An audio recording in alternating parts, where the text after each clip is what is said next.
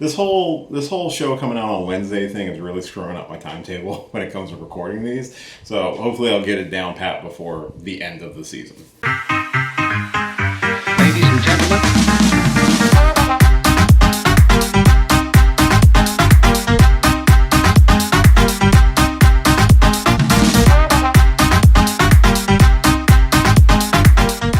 Hey, what's going on, everybody? It's your boy Will, and this is my episode 2 spoiler review for Marvel Studios Loki. If you haven't watched the episode yet, please go watch it first and then come back and hear my overall thoughts on the episode. It's going to be kind of quick. Try not to take too long on this one. Hopefully you've seen the first episode as well, and maybe check out my actual review for the first episode, which is on the channel right now. You know, it doesn't have a ton of views, so if you could help me out and watch it, that'd be really, really great. Come on, check it out. But we're talking about episode 2 today. Episode 2, basically, we get our reveal of our Loki variant that's causing all this trouble for the TVA, and it is Lady Loki. Lady Loki has been taking these different time charges or bombs or whatever you want to call it. I forgot the name of it.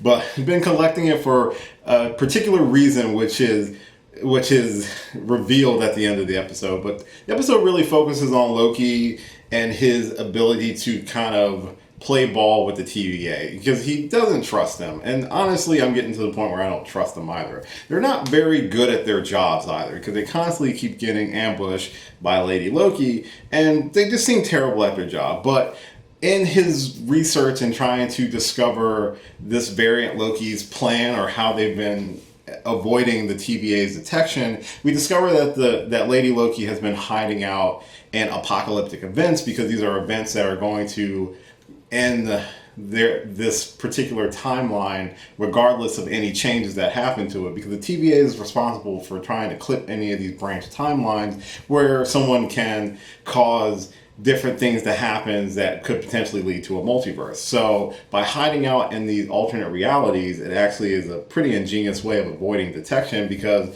it's going to happen anyway, so you can kind of do what you want. And we see this play out when Loki takes Mobius to Pompeii minutes before the eruption of Mount Vesuvius and basically just does a bunch of crazy shit and showing Mobius that the timeline isn't altered. I like how Loki has a chance to kind of play this little detective role because his whole motivation isn't necessarily because he believes in the Timekeeper's mission. Mobius points that out in the episode as well. We also found out in the episode that Loki or Lokis have been the most reoccurring variants in the entire history of the TVA.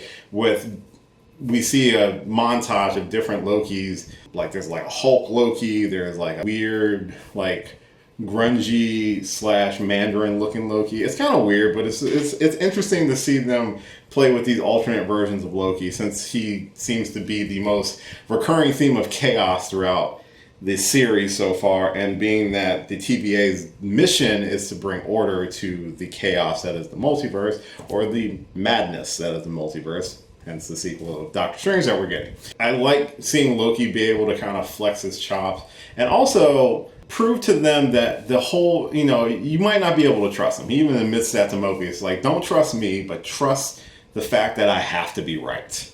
And that's how he gets him to go along with his experiment in Pompeii, which leads them to discovering the whereabouts of Lady Loki. She's hiding out in 2048 or 2050, where there's like a shopping mall that's going to get wrecked by a hurricane, so everyone's going to die. So that's clearly where she's hiding out.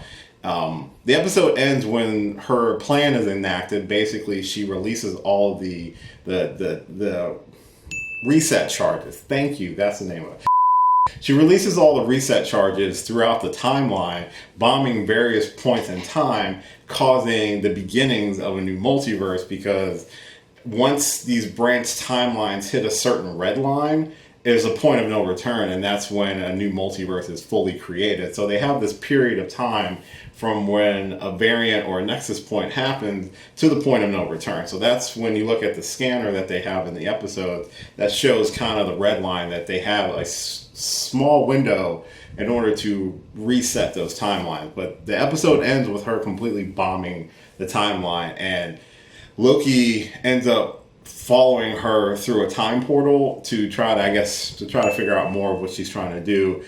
I don't think this is Loki betraying the TVA or betraying Mobius. I think this is his way of trying to figure out what this version of him is doing. I really did like the episode. That's kind of an all over the place synopsis of the episode. Sorry, it's been a few days since I've watched it, but I really did enjoy the episode. I'm really enjoying the series so far. I like seeing this version of Loki kind of forge its own path, even though the TVA and the Timekeeper say that, everything's predetermined, which is kind of BS. In terms of the TVA, this really does prove that A, they're completely inept. They don't know what the hell they're doing. And also, we're getting a lot of mixed signals from, I believe her name's Rencraft, Renclaw. It's the judge lady. Her name's here. Sorry. But yeah, I'm getting mixed signals from her because she seems to be the one who only speaks with the Timekeepers. But are the Timekeepers really there? Because it doesn't seem like they're there. I'm getting kind of a Wizard of Oz, like man behind the curtain vibe sort of feel from this episode as well. So I'm very curious as A, if they're even around anymore. They might have been gone for a long time, and she's just kind of the one in charge. And that being said, what is her goal if that is the case?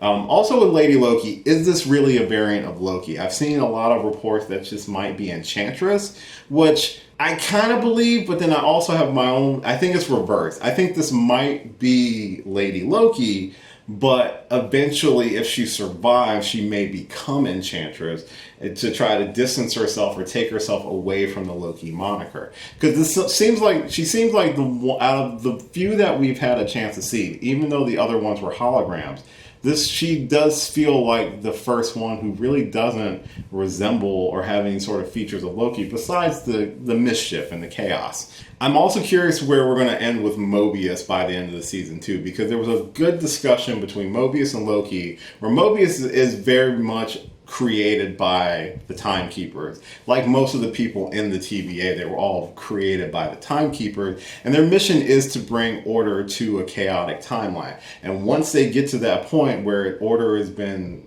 stabilized and permanent, then they just kind of do nothing. And Loki, to his credit, says it's boring, and it kind of is, because you really can't have order without chaos. And that's kind of the weird dance that these two forces do in the series from what it feels like so far, where Loki is an agent of chaos. He just is. But Mobius is kind of a blending of the two. He is chaotic to a degree, which even Renfield, I'm sorry, I will learn her last name by the end of this. She points out that Mobius and Loki are very similar to each other. And I feel like, if anything, Mobius is going to definitely develop a little bit more of unpredictability, very similar to Loki, as their relationship progresses throughout the series. Now, based off of what he saw when Loki ran through the portal, he might feel like that Loki betrayed them, but I don't think that's going to stick. The other people definitely will feel that way, but I feel like he'll be the one kind of going to bat for him a little bit. So I am interested in where some of these characters are going to go, especially in the next episode, where I think we'll get more of a understanding between Lady Loki and Loki. Sorry, there's not a lot of discerning factors between the two, so I'm trying to do the best I can. So I'm interested in what those conversations are going to look like, and Loki getting a chance to kind of just be on his own to figure out not only what she's up to, but what he needs to do to ensure his survival, basically, going forward. This is all setting up towards Multiverse of Madness, which I'm very excited for. But it just proves, A, I think the TVA is probably going to be revealed to be the big bad. I don't think Lady Loki is the big bad. I feel like she is just another agent of chaos. We did get a couple Easter eggs as well. There was, when Loki was doing research to try to locate how Lady Loki was hiding out from the TVA's watchful eye, he did run across a report that detailed the events of Ragnarok from Thor Ragnarok, and there was a nice little nod to the Revengers and the comments of that as well. I thought that was really neat. I liked the playing in Pompeii, and Tom Hiddleston's chaotic energy was super fun. And also Lady Loki's ability to transfer her consciousness into different people was another neat twist of powers, especially when at the beginning of the episode, the agents were reading off the list of Loki's known abilities, and that definitely wasn't one of the abilities that was known. I don't even think our Loki has that ability too. So I think if we run into some other Lokis, we'll start seeing some other different power sets, which is really interesting too. I really liked episode 2. I'm really excited for episode 3. This season is definitely going by at a quick pace because it's only 6 episodes, very similar to Falcon and Winter Soldier, but I feel like this one has a bigger scale than that one does. I think this series is also one of the first of the Marvel Disney Plus series that was not heavily affected by the pandemic. So I think what we're getting here is definitely going to be more so of a complete story. It's not going to necessarily be affected by something. I don't think things are going to have been cut out or anything like that. So that's really exciting to see. That's my review of episode 2. Sorry it's a little bit late. Like I said, it's just been a kind of weird couple of days. Hopefully you will check this video out. And also, if you would please check out my episode 1 spoiler review, I would really appreciate it. It would really help me out, really motivate me to do the 3rd episode. I almost kind of did episode 2 and 3 together just to kind of save time, but I do like doing them individually. I can say a little bit more and not necessarily have a super long video. So hopefully you will check this out. Hopefully you'll check out the other one. And if you do have any other theories about the series or what we can expect towards the finale, comment down below and let me know your thoughts on that as well. As always, thank you so much for watching this and all my videos. I really do appreciate it. You can subscribe to the channel for more, and you can follow me on all the social media links listed at the end of the video. Like, share, subscribe, and all that fun stuff. And as always, until next time, I will catch you later. Hey, thanks for watching this video. If you did like this video, why not give me a thumbs up and share it with your friends? You can subscribe to the channel by clicking on my gorgeous little face right over there. You can follow me on all the various social media platforms right below. And last but certainly not least, if you've got a few extra minutes, why not check out one of the lovely videos floating right over here. Later.